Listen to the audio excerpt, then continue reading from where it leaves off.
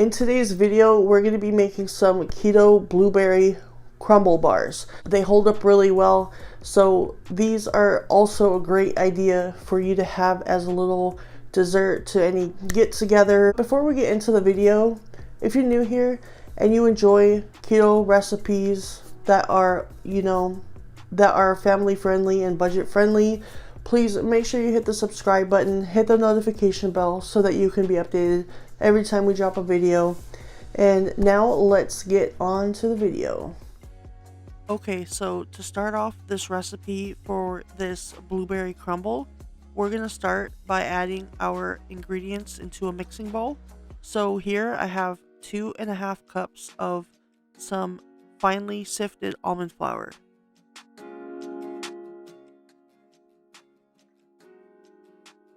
Here, next, I'm adding in 2 tablespoons of coconut flour. Here I have 1/4 cup of the sweetener of your choice. I use monk fruit, but you can use whatever sweetener that you normally use. Okay, here I'm gonna add in 1 teaspoon of cinnamon. And here I have 1/4 teaspoon of nutmeg. This is totally optional, you don't have to add it in, but I think it really helps with the flavor.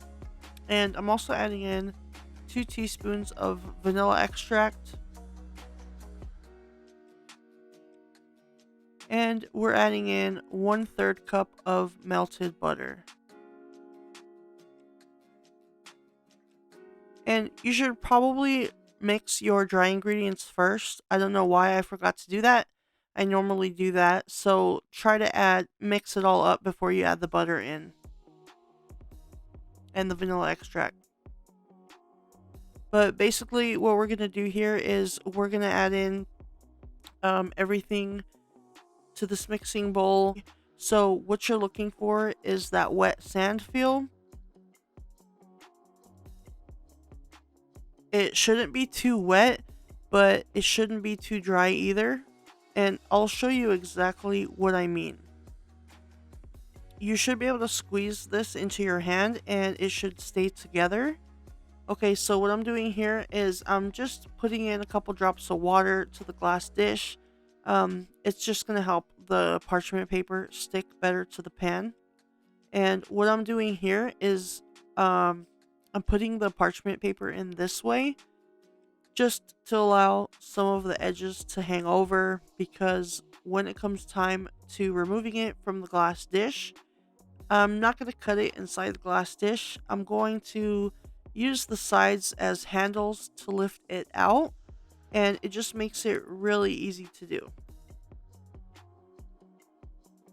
Okay, so now we are ready to add our mixture into the pan and make our crust. Now, this crust mixture that we made is going to be for the crust portion and the topping portion, so you're only going to use half of it, or however much you need to fill the bottom.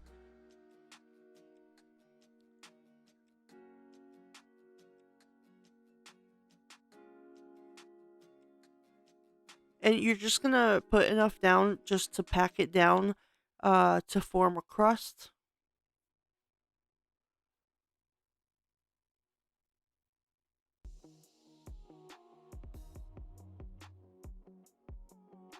And it looks like that might be good. So now I'm just going to kind of spread it evenly just to see if that's enough or if I need a little bit more before I start patting it down to make a firm crust.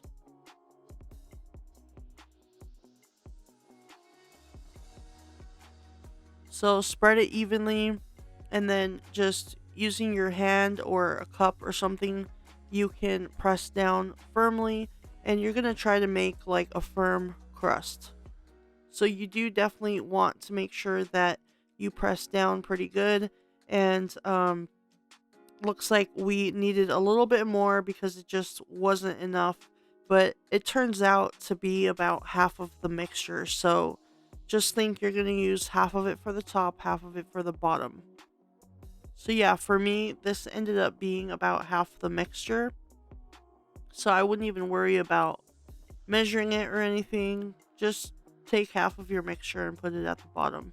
And then just make sure it's even, pat it down, and you're good to go. Now we've also preheated our oven to 350 degrees. So by the time we're done with this, the oven should be already heated up and ready to go. Alright, so that should pretty much do it. So now this is ready to go in the oven for about 10 minutes. Okay, so now while the crust is baking in the oven, we're gonna use the rest of our crust mixture and we're gonna make our crumble for the top. Now to do this, you just have to add a few more things in there, not a lot, and you're just gonna leave it as is.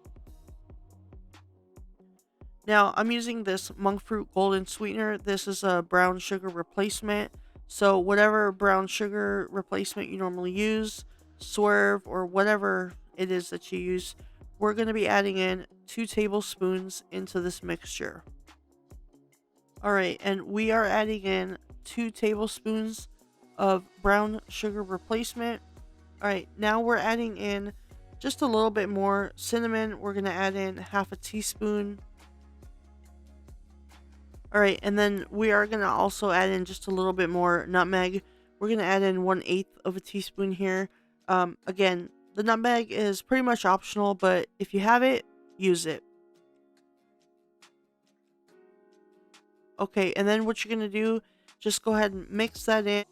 And now the last thing that we're going to add for the topping is we're going to add in some softened butter, not melted butter, just some softened butter.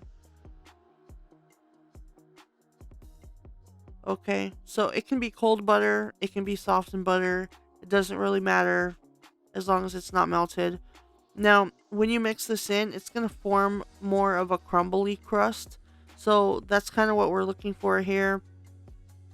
So just mix it until the butter has, mixed really well in with the topping crumble.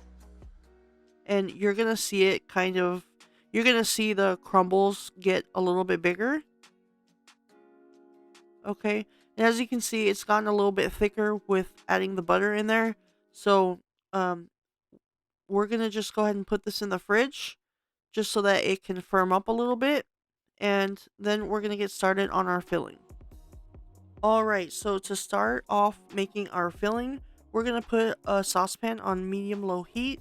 And we're going to add in 3 cups of blueberries.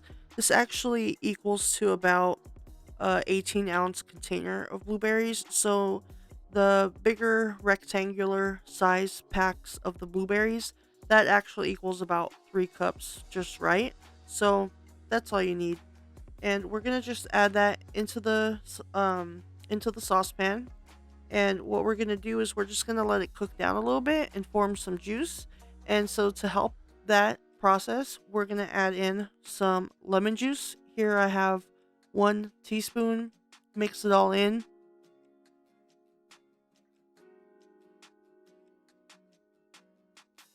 And here I have 6 tablespoons of sweetener. Again, I'm using monk fruit. You can use whatever sweetener you normally use. And then just mix it all in. Alright, so we have been letting our blueberries cook down for a few minutes. It's been maybe about 10 minutes or so. And then I'm going to use this masher here. You can use a masher or a fork or whatever it is you normally use. And start mashing those blueberries up.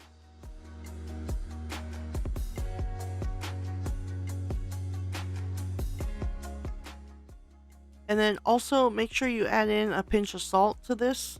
I don't think I got that on recording, but you always want to add in a pinch of salt. So once you're done mashing it up, add your pinch of salt. And also we're going to sprinkle in some xanthan gum. We are actually using 1.5 teaspoons of xanthan gum. You can start off with a teaspoon if you want, but I like it right at a teaspoon and a half. But you want to sprinkle in a little bit at a time. If you're not familiar with xanthan gum, if you pour it all in one spot, it can get like jelly-like. And you don't really want it to get like that. You want to make sure that you sprinkle it evenly. This is going to start helping your sauce thicken up really well, and it acts pretty fast. So we're just going to kind of sprinkle a little bit, mix a little bit, sprinkle a little bit until it's all gone.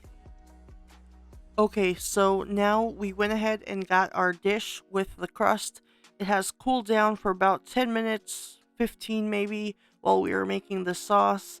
And the only thing left to do now is we are going to pour this sauce just right over the crust. Okay, and then just kind of use your spatula to start spreading it and making sure it's, spread throughout the pan, and kind of making sure that you're getting a nice even layer throughout.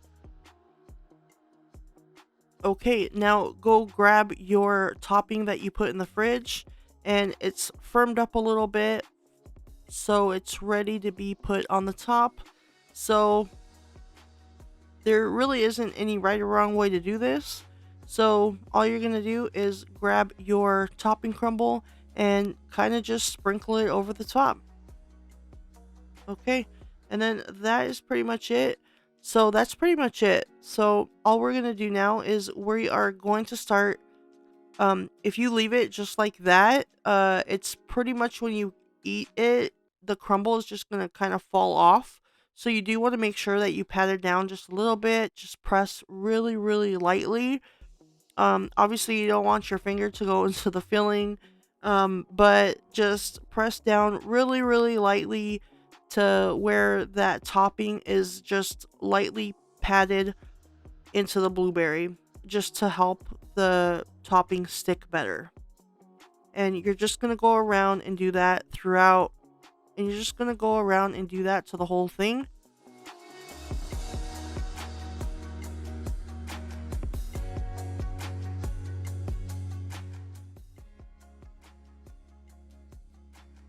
Okay, and that is it. And then we put it back into the oven for an additional 20 to 25 minutes. Mine took about 25, so it's going to depend on your oven. So watch it, check it at 20 minutes. All right, and we have taken it out of the oven. It's been 25 minutes, and here is our blueberry crumble. We need to let it cool down now. And then we are going to put it in the fridge for just a couple hours. It just makes it a lot easier to cut, and it gives it a much cleaner cut. Alright, and our blueberry crumble has been in the fridge for a couple hours just to help it firm up. Gives it a much easier and cleaner cut when you cut them into little bars. So I have the parchment paper hanging off here, and I'm just going to use it to lift it really easily out of the pan. And as you can see, there's nothing to worry about. You don't have to break them cutting them into the pan and have a hard time getting them out. So it just makes it really easy. And then I kind of just peel it down a little bit to remove that from the parchment paper. You can cut it after it cools down from the oven if you want to. You don't have to put it in the fridge. It just helps it firm up really nice, and then it makes it a lot easier to remove, not only from the parchment paper, but it helps it cut a lot easier. Now, you can cut this any way that you want, but I like to cut these into squares. So that is what I'm doing here. And this turns out to be about 15 pieces when you cut it into squares, just like I'm doing. So that's a pretty good amount. Like, if you're going somewhere, taking it somewhere, to a get together or something, if it's just you and someone else and you just want to make a small batch of it, just go ahead and cut the recipe in half, and then you can make it probably in like a little 8x8 pan or something like that. I haven't actually made one like that. Okay, and so as you can see, it has a nice firm crust at the bottom of it, and it is done. So we will go ahead and taste these in just a second. All right, guys, so the blueberry crumble bars are done. So here they are, the blueberry bars. Okay, so the crust is, thick enough to hold it up. The filling is blueberry, and then the crumble is, stuck to the top there so that it doesn't fall off or anything. So let's give these a try.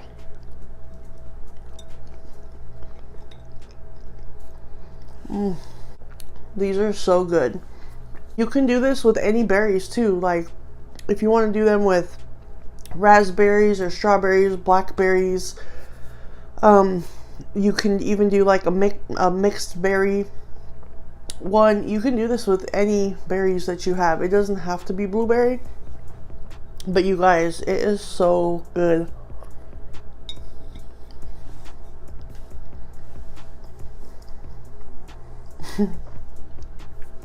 It doesn't even taste like it's keto. I actually had a couple people try these that are not really doing keto, and they thought they were really good. So definitely let me know if you end up making these and what you think of them. And that's it for the video. I'll see you on the next one.